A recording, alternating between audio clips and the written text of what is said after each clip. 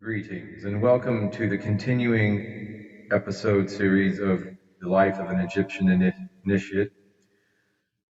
We're going to continue on with part 3 in the series. Thank you for your patience. Please hit the subscribe button. Leave this video a thumbs up. As we are all on a journey of initiation and can use all the help we can get. Here we have the first degree initiation. It's called water. Water, water everywhere, and all the boards did shrink. Water, water everywhere, nor any drop to drink. The womb of the second birth.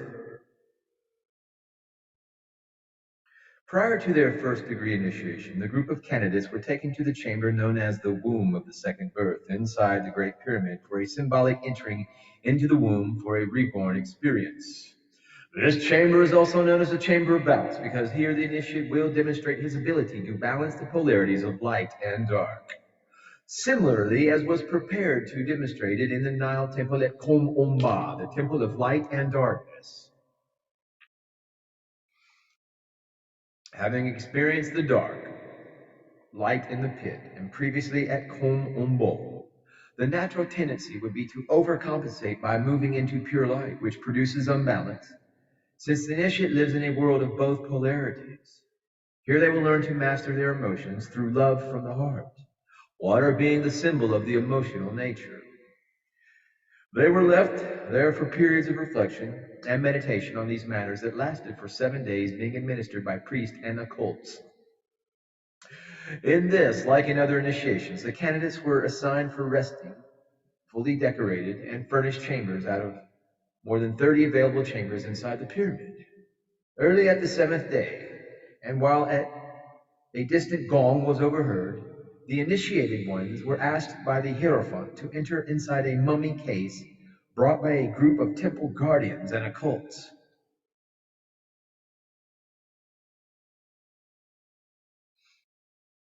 The coffins bore scriptures and symbols resembling the ones used to preserve the bodies of the departed ones. The Hierophant, or high priest of the temple, entranced the initiates one by one into a magical, hypnotic sleep. When the candidates were laid inside, the lids were closed and they entered into a deep sleep. The coffins, with the candidates inside, were tied up to a carrier and with robes lowered down one at a time to the chamber of rebirth. First degree initiation ceremony, part 2, the chamber of rebirth, the grotto or the well. In this chamber, the initiates remained in a semi-lifeless state for 3 days. Sound familiar? Unaware of the activities of preparations for the ceremonies that followed, they were left in their physical and symbolic dream. To them, it seemed to last just a few hours. At midnight, the coffin lids were opened, and the dancing lights of the torches stroked their faces as ancient mantras sounded in the chamber. Then a song that tells about a rebirth to a light state of immortality was sang. One by one, the initiates were taken from the coffins, and to their surprise, they found a room packed with people. We were greeted and embraced with joy by the brethren. This was a moving, emotional moment. So far, we had felt somehow lonely, left with the sole company at times of the torchbearer. Tears fell from our eyes as we were greeted even by people we had never seen before. So many care to be aware of our initiation, this told me the initiate. Comments to what has happened so far were said to the great surprise of the candidates. Happy laughter and cheers were filling the room. The candidates had now completed their first degree initiation. As in the 0 degree initiation, the initiates were asked to return home to their normal affairs, to assimilate the experience and to continue their studies before they were themselves ready to take their second degree initiation during midsummer. After the preparation time had lapsed, the candidates took the initiation that I will now describe as second degree. We're going to continue on. I want to try to get through this series and try to perhaps complete the entire initiation in 4 videos. Part 1, this is second degree. You are now going to enter the second degree, dear esteemed viewer. You are now going to take your second degree initiation in the Temple of Ma'at. Keep in mind, Ma'at is conterminous with truth in the Grand Gallery.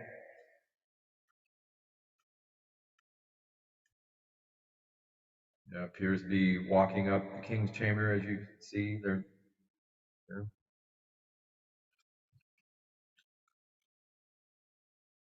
a descending view. It's all inside the Great Pyramid, folks. The Temple of Ma'at is also known as the Hall of Truth and Light, or the Temple or Hall of Illumination. These names are symbolic of the fact that as the initiate ascended, he reached a greater height in his symbolical attainment of mystical light, just as the meta-human rises from their harmonic universe number 1, trapped within the third dimension, and rises into the golden age of the new earth. In this degree of initiation, the candidate will learn clear perception and understanding that leads to illumination through the right use of their intellect. The intellectual nature is here represented by air and the blossoming of beautiful thoughts of the mind. To receive this degree, the candidates were taken inside the pyramid of Khufu. With the help of the torchbearer and some members of the ritual, the candidates were 3 times blindfolded and taken by their arms, guided to the cross, the second threshold, or the place of the crossing of the water of life. This is the path to the Temple of Ma'at. At this time, 2 distant gongs, symbolic of the second degree, were heard.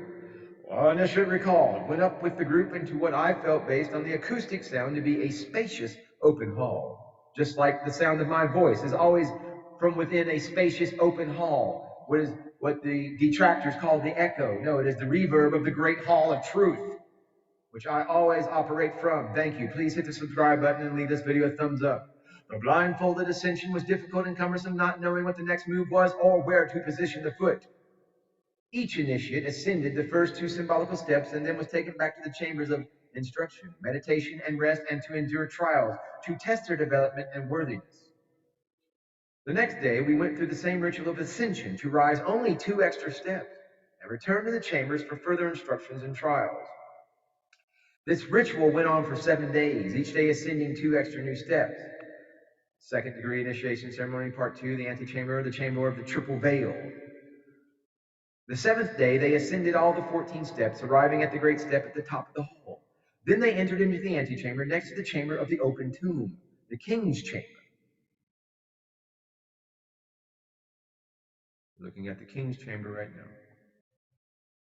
This antechamber is known as the chamber of the triple veil. Here the 3 veils were removed, one at a time, and the meaning of each veil was given to the initiates.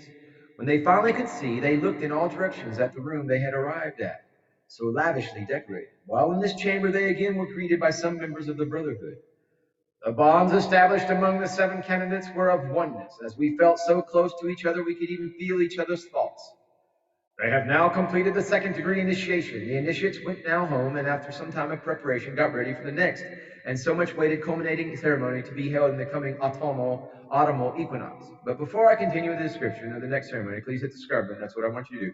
I will refer a short story of the torchbearer as he told it to me. These are his own words, the story of the torchbearer. The torchbearer says, please hit the subscribe button. Leave this video a thumbs up.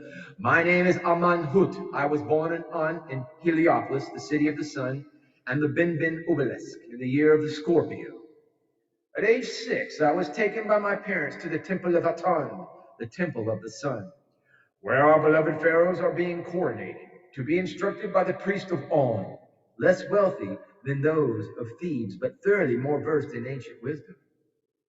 I was, and still am, being trained in mathematics, astronomy, the magic sciences of healing, and the history and geography of Egypt and adjacent lands. The mystical path is being shown to me through the reading and explanation of the Ptah Arcana. The secret symbology has been and is being revealed to me in various ways, and due to the dedication and sincerity, I've been chosen as a member of the ritualistic teams of both the Temple of On and the Khufu Pyramid, and as a member of the Brotherhood. The day of the initiation, all was rushed in the great hall in the chamber of initiation. The female ritualistic performers, with their musical instruments, harp, lute, lyre, sistrums, drums, castanets, harpsichord, and cymbals, were already in place. All the soloists and choruses have arrived, as well as the priest. The rehearsal was about to start when the gong player, darting to his gong, slipped on the floor and badly sprained his right wrist, with which he so wonderfully played the gong. Confusion filled the place. We were already way too late for the rehearsal of the ceremony. The Hierophant's daughter, who was serving as one of the Vestals, rushed out to find a substitute in town. In the meantime, the initiates were waiting unaware of the endless rehearsals we went through that day in the chamber. Now, the third degree initiation, the chamber of the open tomb, the king's chamber, fire. Fire. We've gone from air, water, now fire. Is the meaning of the sacred cobras. We're doing part one. Okay, we're going to do this one, and we're going to finish up with this third video. Then we'll have a fourth video. And as a prerequisite for this initiation was again required to enter into the pit and have similar experiences with the dark light as were previously described in the 0 degree initiation. From there, the initiates moved to the chamber of the open tomb. The chamber of the open tomb, also known as the Hall of Judgment and Resurrection, or the White Light Chamber. Here are customarily officiated symbolical ceremonies involving the laws of transition, regeneration, resurrection, and reincarnation, rivaling the elaborate and superstitious ceremonies of the priesthood of the profane world. The brothers have prepared special rituals as the one that follows. These rites have the purpose of impressing the minds of the new members with the purpose of our secret society of wisdom and to show the mastership of natural laws they may someday acquire. It was highly rewarded the effort of so many trials suffered in previous initiations in this temple, in the adjacent pyramids, and in other similar environments, such as the Temple of the Sun at Om, Saqqara, the Temple of Sound and Vibration, Nindera, the Temple of Isis, Temple of Love, Nurturing and Healing, Osirion of Abydos, the Temple of Resurrection, the Temple of our goddess Sekhmet, Namaste, Namaskaram, the Breaker of Resistance, Kom Umba, the Temple of the Dark Light, and the temples of Amun-Ra and Osiris at Karnak near Luxor in Upper Egypt. These two last ones created by our pharaoh Seti, who also built the temple Osirion of Osirion of Abydos. Tongue gets twisted sometimes, you know. Here we go, folks. It was rewarded because it was now in the White Light Chamber where the final initiation would be demonstrated. Once completed successfully, the initiate will no longer be subjected to death, illness, or the limitations of linear time. He will be a resurrected body, mastering judgment, forgiveness, compassion, and the illusions of fear and separateness. A resurrected body into a higher octave of expression. That is what I said, harmonic universe number 2, higher octave. Octave is a musical term that denotes frequency. You can have octave 1, which is A440 or A442, depending on if you tune to the matrix, which is A440, but the original tuning was 442, maybe I got it mixed up, but it's all frequency, vibration, rates of vibration, oscillation. A higher octave, when you rise in your consciousness to as metahuman status, you are now in the initiation. It is also the culmination of 12 years of emotional training, called in our school the left eye of Horus. Each initiation in the series deals with a specific fear related to a specific vortex of energy of the body, which are your determinants with your chakras, your energy centers, same spiritual technology. This is the fruiting of so much dedication and training. It represents also the ideas learned in the previous initiation, put into action in this, the fire initiation. For this ritual, the chamber was lit with candles, and incense was wafting in the air, filling it, much like at the Waffle House, with a rose fragrance. When your waitress is named Rose, and she brings you your waffles with extra butter and your hash browns slammed with extra onions and cheese. One solitary gong resounded through the halls of the pyramid, announcing the beginning of the ritual. The 7 white-robed initiates stepped into the chamber, following the torchbearer, who indicated them to position in line at the north wall by the chairs of the initiates. Some prayers and declarations to the bygone forefathers were spoken out by a priest at the south as a preliminary initiation to the ritual. Then 2 gongs, and one of the gongs being hit by a gong bearer with a sprained wrist, unless they didn't get somebody from the town to supplant that injured gong bearer, echoing through the confines of the room, were followed by a soft entrance music while choruses sang a litany as 7 white-robed figures filled into the chamber toward the east, their faces hidden in the shadows of their hoods. The gong was played again 3 times to announce the entrance of the Hierophant, the successor of Meri-Ra, a priest wearing a sky-blue robe spangled with embroidered stars, girdled with a cord of gold. He also wore a cross upon his breast. He was followed by a group of priests from the Temple of On. Now, interestingly, doesn't that look just almost like a computer circuit board? The way these temples were all laid out. Food for thought. He stepped to the center of the room. From the southeast station and from a papyrus scroll read to the aspirants a list of duties and responsibilities to be observed, the prerogatives, benefits of the school, the vows of secrecy to not divulge, course, I'm divulging them all now here to you, dear esteemed viewer, members of the Umbanda New Earth Ashram, for compassion and strength and initiation ritual secrets. At this point, the Hierophant moved near the sarcophagus of symbolical burial, a huge rose quartz granite casket of a single block, and lifting his hands to heaven to where our starry goddess Nut dwells, pronounced sacred words in Atlantean language that none of the initiates understood. Atlantean. The walls of the chamber seemed to vibrate in resonance. Oh, but this rose quartz granite casket, huge rose quartz granite casket. I've read testimonies of people who actually got to go and lay in that. And they said the influx of energy is incredible, that it's just nothing like it. Let's see what happens when I click this Atlantean language. I'm going to go here. Hopefully it'll show me. The story of Atlantis is a myth with extraterrestrial connections. Okay, that's a cool document. It's got some active links. So this is the capital city or UFO alien connections. Yeah, we're all hybrids. Everybody here on this planet is, we're hot-rodded genetic vehicles from different DNA, 12-strand DNAs from 12 different alien races, extraterrestrial races. The original Atlanteans were thought projections created by the algorithms of assimilation. They were tall, thin, ethereal beings who could take on different forms. The reason they came here varies. Okay, so that's a whole other, getting into a whole other body of knowledge, but I just wanted to kind of follow that link and see. So the walls of the chamber seem to vibrate in resonance with the words. And it's all about sound. Sound is, in the beginning was the word, but the spoken word. Om Namah Shivaya.